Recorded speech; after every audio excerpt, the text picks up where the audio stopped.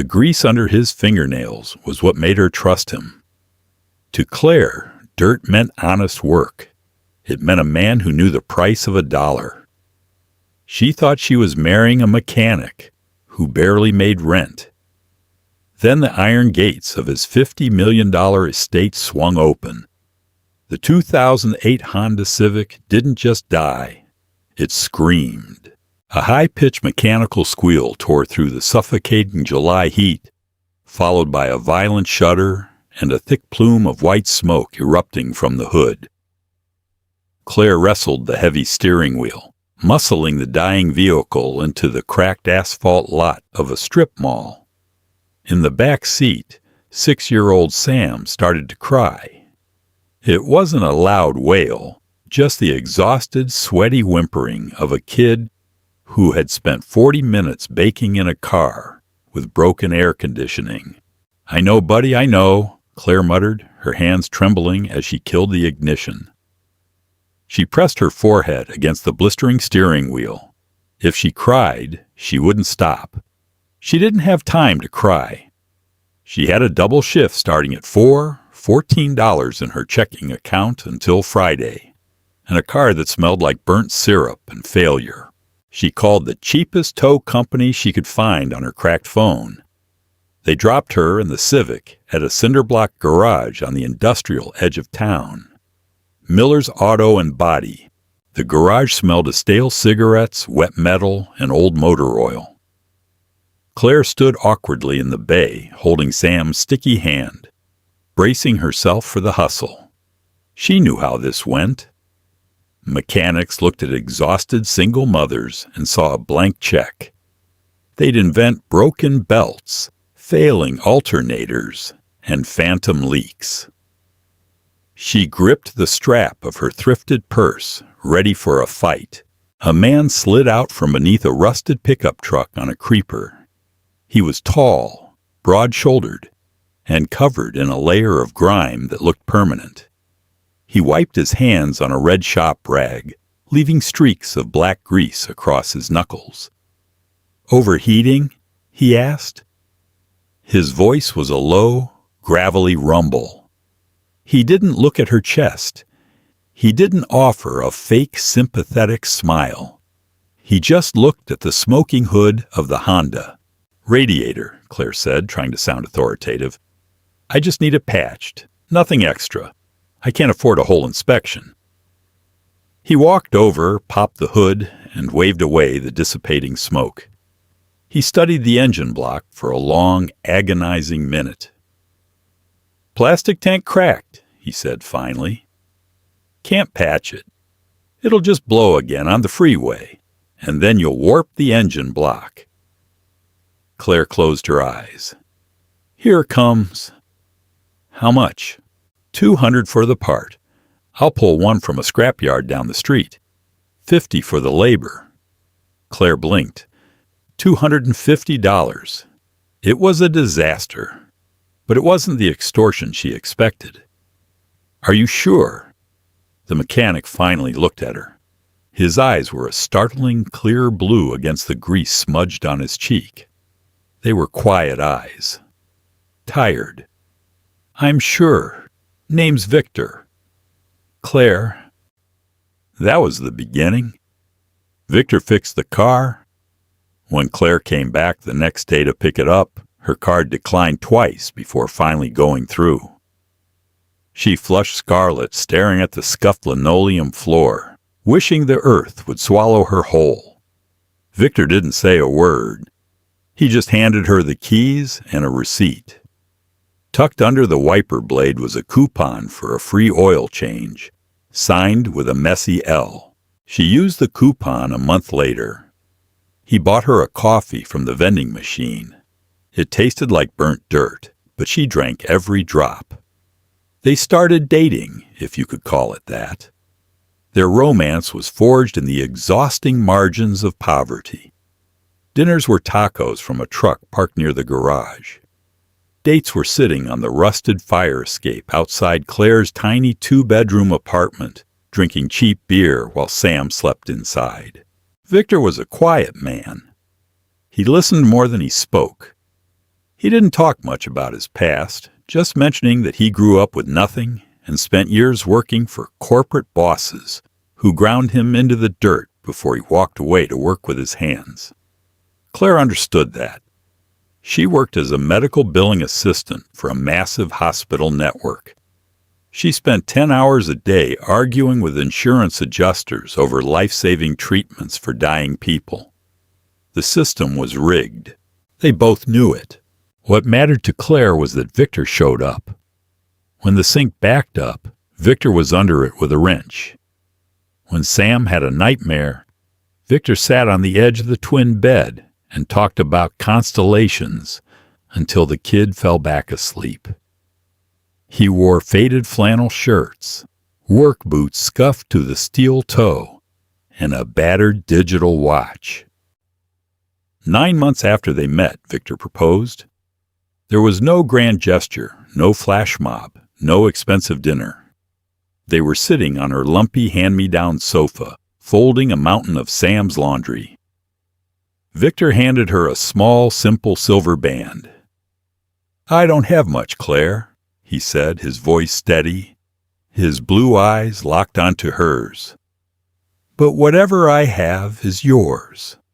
I want to build a life with you, both of you." Claire didn't hesitate. She didn't need a fairy tale. Fairy tales were a trap to sell expensive dresses to gullible women. She needed a partner, a teammate.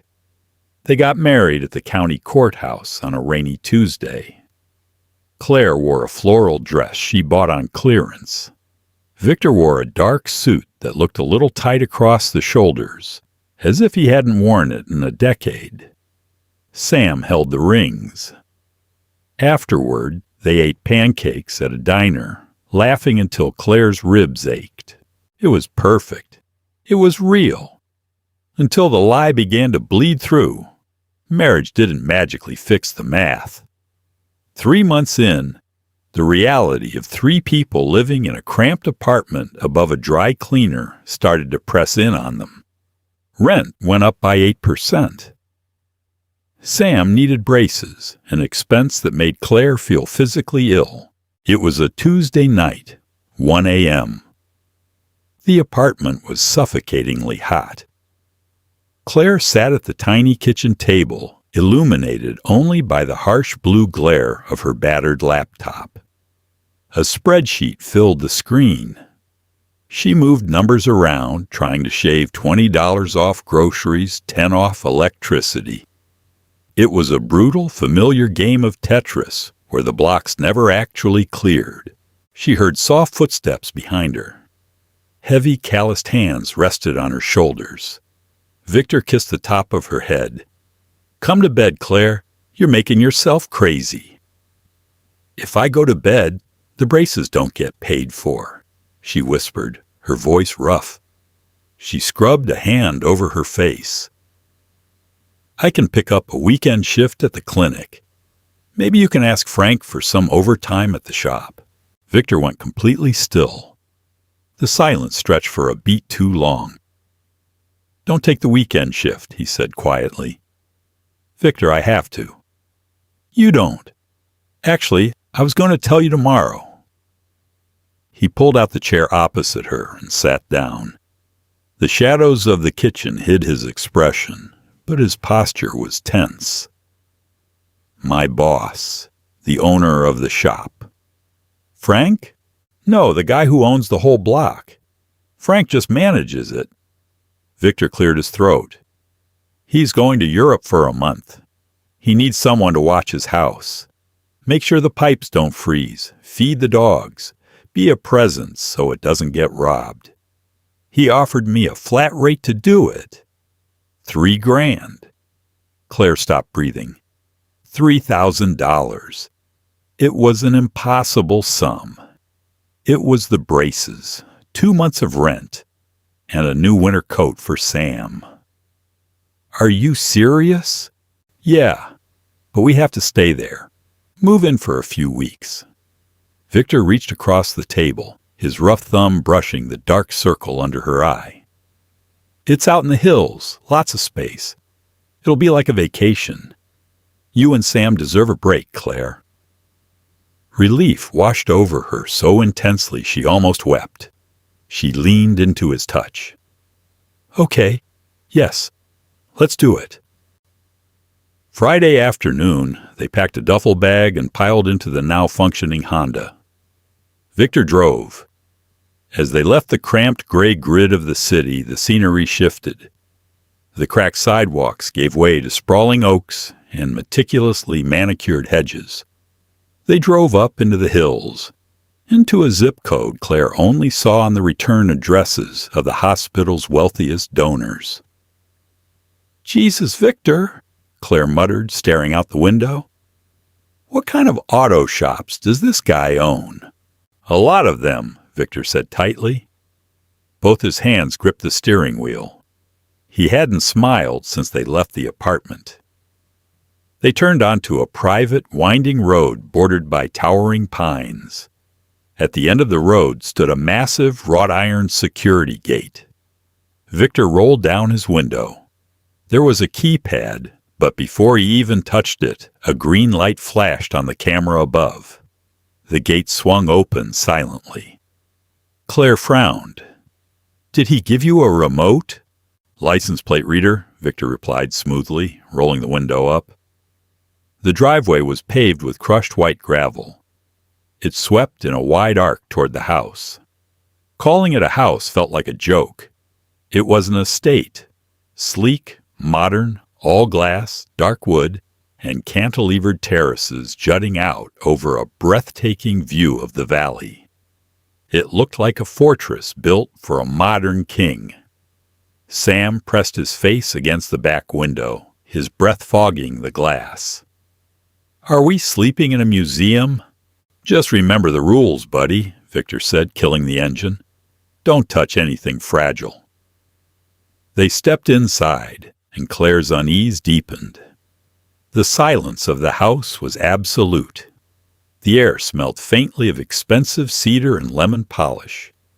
There were no dogs, no dog bowls, no leashes, no fur on the pristine cream-colored rugs. "Where are the dogs?" Claire asked, dropping her duffel bag on the slate entryway floor. "Kennel," Victor answered quickly, not meeting her eyes. "He changed his mind at the last minute. Still wants us here for security." Claire felt a cold prickle at the base of her neck. Something was wrong. It wasn't just the sheer scale of the wealth around her. It was the way Victor moved through the space. He didn't look around in awe. He didn't hesitate at the doorway of the massive stainless steel chef's kitchen. He walked straight to the built-in espresso machine, selected a specific pod, and hit the brew button with the muscle memory of a man who did it every morning. "I'll get our bags upstairs," Victor said, taking his coffee. "Make yourselves at home. There's food in the fridge." Claire walked to the massive double-door refrigerator. She pulled the handle. Inside, it was fully stocked. But it wasn't just random rich people food. Sitting on the middle shelf was a six-pack of Sam's favorite obscure brand of mango juice. Next to it were 3 tubs of the specific dairy-free yogurt Claire bought at the discount grocer back home. She stared at the yogurt. The cold air from the fridge washed over her, chilling the sweat on her skin. Why would a billionaire auto shop owner have her exact cheap groceries? She shut the fridge. Her heart began to beat a fast, heavy rhythm against her ribs. "Sam," she called out, keeping her voice level. "Stay in the living room and watch TV." She left the kitchen and walked down a wide hallway lined with abstract art. She was looking for a clue, a mail pile, a framed photograph, anything that grounded this sterile, perfect palace in reality.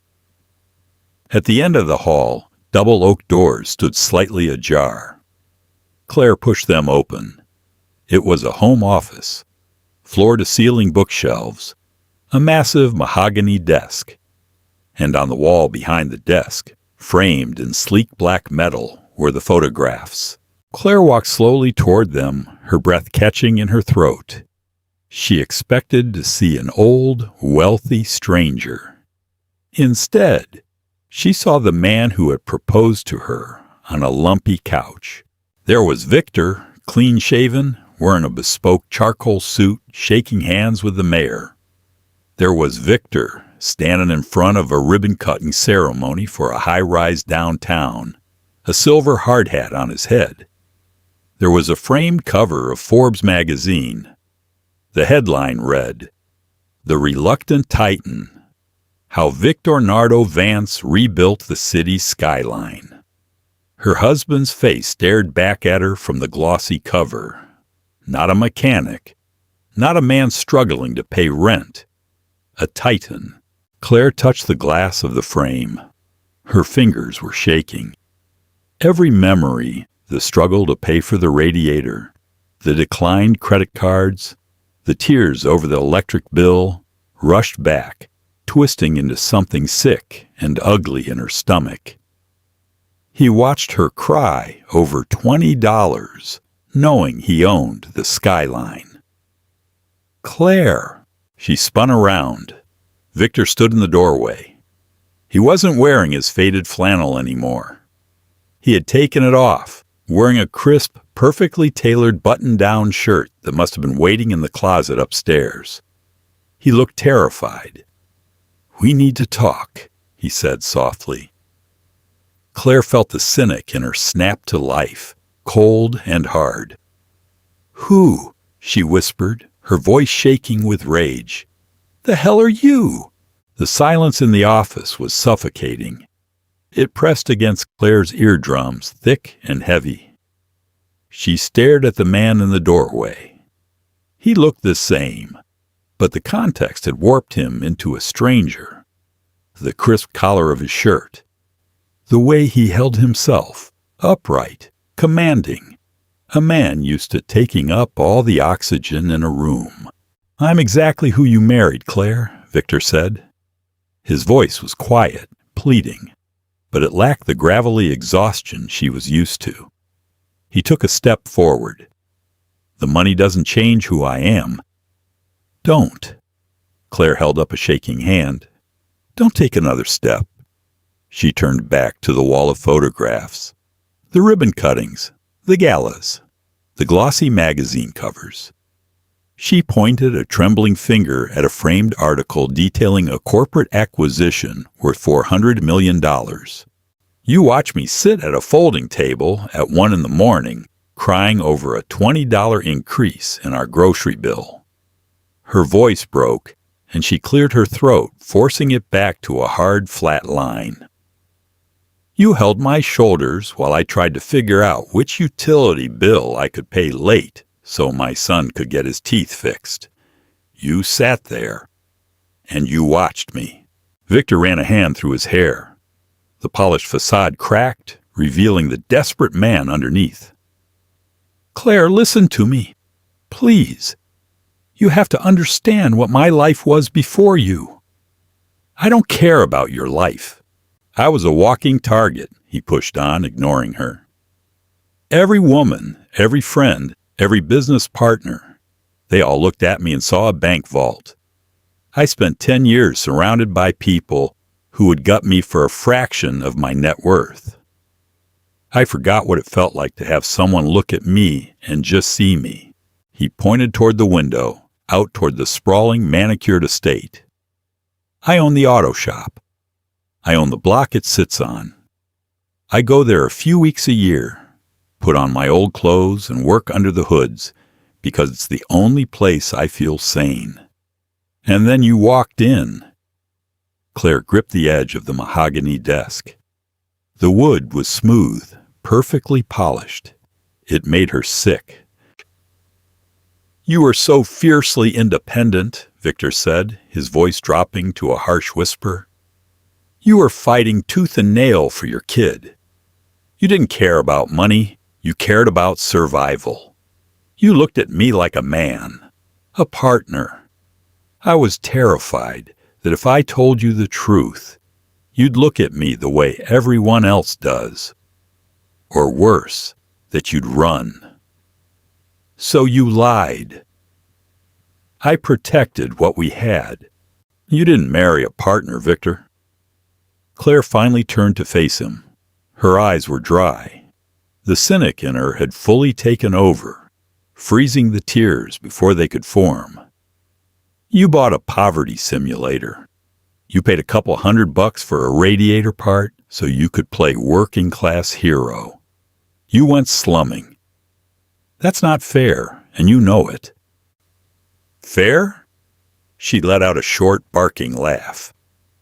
"You want to talk about fair? Fair is knowing that a broken leg won't bankrupt your family. Fair is sleeping through the night without grinding your teeth because you don't know how you're making rent. I gave you my whole life, Victor. I gave you the keys to my apartment. I gave you my son's trust. I gave you everything I had. And you held back a literal empire because you were scared I might be a gold digger." Victor flinched. The words hit him like physical blows. "I was going to tell you. Today.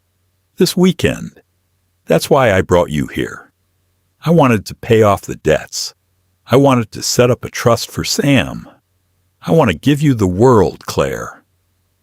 "I didn't ask for the world." She grabbed her purse from the leather armchair. "I asked for a husband who didn't lie to my face." "Claire, where are you going? You can't leave. This is your house now." "This is a museum," she spat, brushing past him.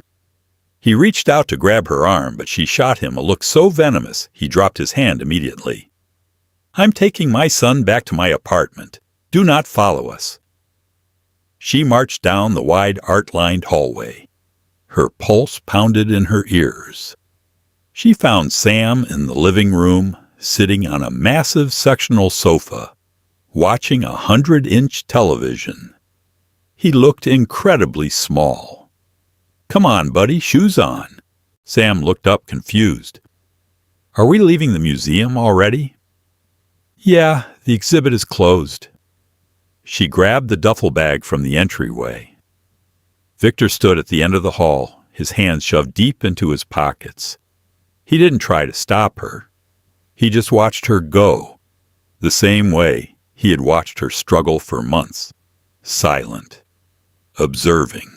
Claire loaded Sam into the Honda. The engine sputtered, then caught.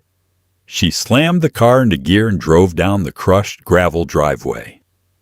As the massive iron gate swung open to let her out, she didn't look back. The apartment felt different.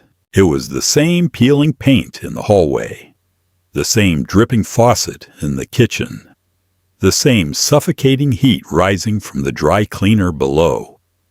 But before, it had felt like a bunker, a place where she and Victor were dug in, fighting the world together. Now, it just felt like a trap. 3 days passed. The weekend shift at the clinic was brutal. Claire worked 12 hours straight, arguing with a private equity-owned insurance company over a 70-year-old woman's chemotherapy coverage. By the time she clocked out, her feet were swollen and her brain felt like damp ash. She picked Sam up from her neighbor's apartment. He was quiet. He missed Victor.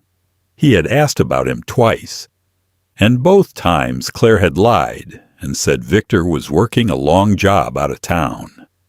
The irony tasted like pennies in her mouth. Tuesday night, 1 a.m. Claire sat at the tiny kitchen table in the dark. The laptop was closed. There was no point in looking at the spreadsheet. The math hadn't changed, but her perspective had.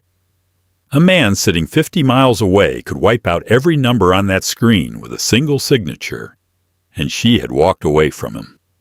Her phone buzzed on the laminate table, a text from an unknown number. "I'm outside." She stared at the glowing screen. She should ignore it. She should go to bed. Instead, she stood up, walked to the living room window, and pushed it open. She climbed out onto the rusted iron fire escape. The city air was thick with humidity and the smell of exhaust. Victor was sitting on the metal steps one floor down. He wasn't wearing a bespoke suit. Why, he was wearing jeans and a plain black t-shirt. He looked exhausted. The dark circles under his eyes were prominent in the yellow glow of the street lamp. He climbed up the rusted stairs and sat on the platform next to her. He didn't try to touch her. He just sat, staring out at the brick wall of the building across the alley. "I hired a new manager for Hayes Global," Victor said softly. The traffic hummed beneath them. "I stepped down as CEO yesterday, taking an advisory role." Claire crossed her arms. "Am I supposed to be impressed?" "No. You're supposed to know that I'm trying to fix what I broke." He leaned forward, resting his forearms on his knees. "I sat in that massive house for 3 days. It's quiet, Claire. It's so quiet, it makes your ears ring. I built that whole place, the whole company, so I would never have to be scared again. So I would never be the kid freezing in a trailer park." He finally turned to look at her. His blue eyes were raw, stripped of all the confidence he wore in that office. "But sitting there without you, I've never been more terrified in my life. The money is a wall.